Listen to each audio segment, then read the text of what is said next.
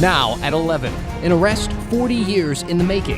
How detectives just tied a Gresham man to a murder case in Alaska they thought had gone cold.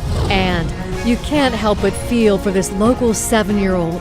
She spent the last year recovering from a brain tumor. Now she's hoping someone can find her lost dog. My heart would fix up, it wouldn't be broken anymore.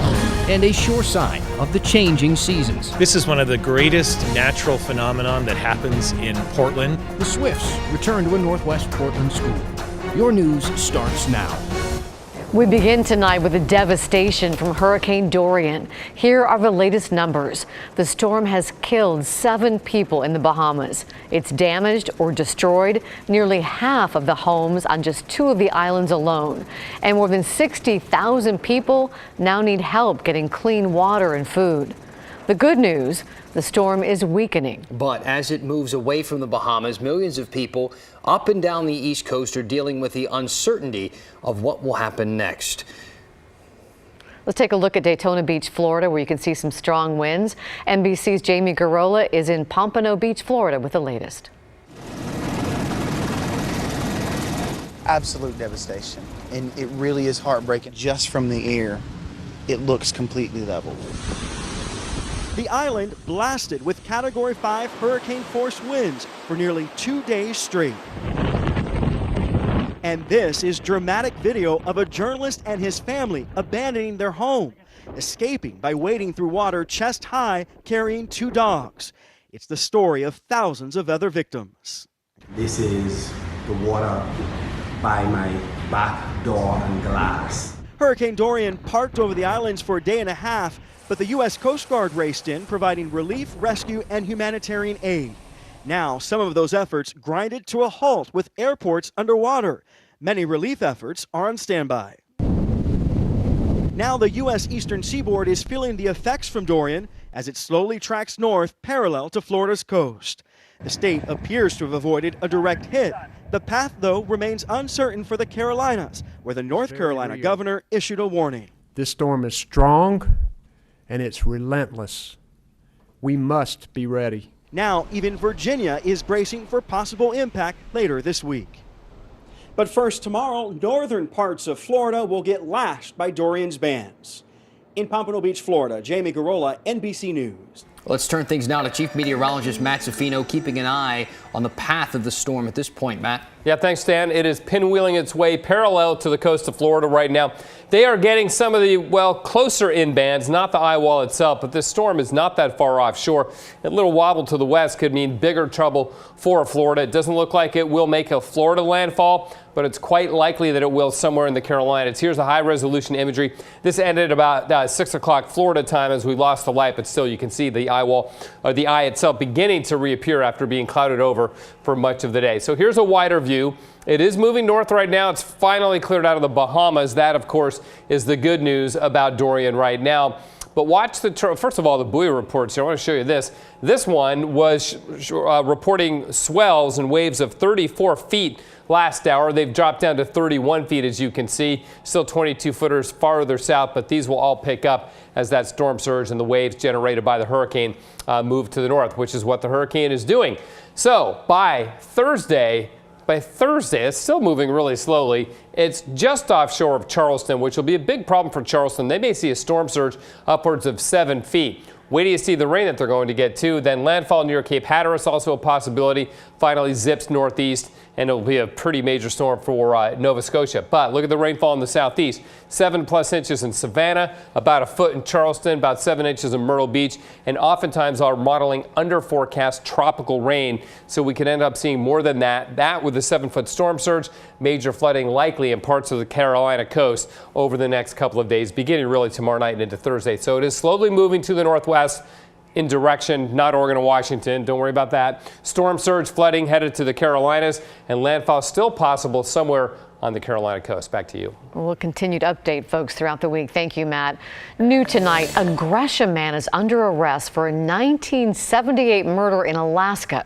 Authorities say genetic DNA testing played a major role in cracking this cold case. KGW's Mike Benner joins us with more, including reaction from the suspect's brother. Mike. Yeah, Dan, authorities in Alaska never thought this day would come, but it looks like they got their guy, Donald McQuaid. His family is taking it hard. They say the 62-year-old is battling liver cancer. They say he's an incredibly nice guy who would never hurt anyone, let alone kill someone. But we've learned his DNA is an exact match with DNA from the crime scene. He's always lived a very decent life. From outside the family home in Gresham, Richard McQuaid defends younger brother Donald, arrested late last week in connection to a decades-old murder in Alaska. We have never noticed that type of behavior ever in Donald McQuaid. McQuaid is now accused of killing Shelley Connolly in January 1978. The 16-year-old's body was found at the bottom of a steep embankment south of Anchorage.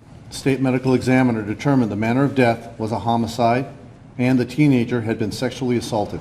Connolly was last seen leaving a popular bar with several men, but despite the efforts of authorities, the case went cold for many years. In early 2019, though, forensic DNA analysis identified his suspect, Donald McQuaid. He was now living in Gresham. At the request of Alaska State Troopers, Gresham detectives tracked McQuaid and picked up a couple of his cigarette butts along the way. DNA from those matched DNA from the crime scene. It's an over 40-year-old case, and without the multi-agency cooperation and working together, it would have continued to be unsolved. Investigators in Alaska echo those sentiments, adding that they never forgot about Shelley. What happened to Shelley mattered to this state, it mattered to this department, and it mattered to the men and women who consistently worked on this case and who never gave up hope. It was that perseverance that led detectives to Donald McQuaid. I think they are misleading the public. McQuaid's family will tell you he's innocent. I can only hope that it turns out well, and they're going to give my brother and our family a big apology. All right, Donald McQuaid is facing one count of murder in the first degree and one count of murder in the second degree. He is currently being held in the Multnomah County Jail awaiting extradition to Alaska. Laurel? Thank you, Mike. Just into the newsroom, sheriff's deputies have recovered the body of a woman who drowned while floating down the Willamette River in Salem. Tracy Allen was with a group of friends on Saturday when they hit a log jam. Water rescue teams found her body at the base of that log jam this evening. Authorities say even though she was wearing a life jacket, she was likely pulled underwater by the roots of the trees. The body of a hiker who disappeared more than 3 years ago has now been recovered. The Marion County Sheriff's Office sent a recovery team up on Mount Jefferson today. That's where someone spotted a body about 3 weeks ago, and we now know that it belonged to 21-year-old Riley Zickel. The senior at Lewis and Clark College disappeared back in 2016. He told his parents he'd be camping on the Pacific Crest Trail for about one night. Hundreds of people searched for 7 days at the time, but they couldn't find him. Climbers last month found the body on a steep glacial area above Jefferson Park. In a developing story tonight, a Portland mother walking home from the park with her teenage daughter was shot and killed. Her family says it was all over a noise complaint. 41-year-old Denise Elliott was at the park near Berrydale School around 11:30 last night. Her father says someone came out of the house across the street and told her and her teenage daughter to be quiet. He says the man then followed them back to his house and shot Denise.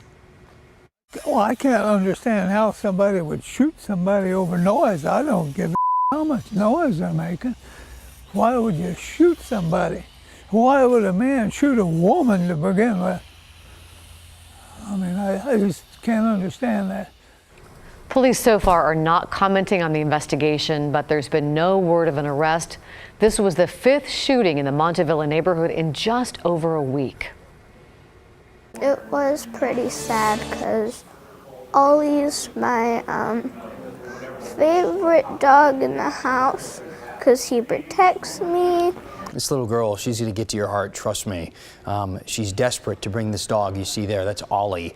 Bring Ollie back home. She was on vacation in Hawaii. She was celebrating a successful surgery when her beloved pet back in Oregon ran away. And this caps off a pretty rough year for this 7-year-old little girl, Cicely Corsetti. Doctors found a brain tumor behind her left eye last year. It was the size of a tangerine, but luckily it was benign. It was successfully removed through surgery. Now recovering during that process, it hasn't been easy. The family dog Ollie has been a big comfort to her. When she got a clean bill of health, the family decided, let's celebrate, let's go to Hawaii. But back at home, a family member was watching the dog. He got scared and ran off. This little girl's been through so much this year, and this just seems like one extra little hurdle, and he's really just not just a dog to us, he's a part of our family. My heart would fix up, it wouldn't be broken anymore, and I would hug Ollie and I would be so happy. Ollie is a 10-year-old pug beagle mix.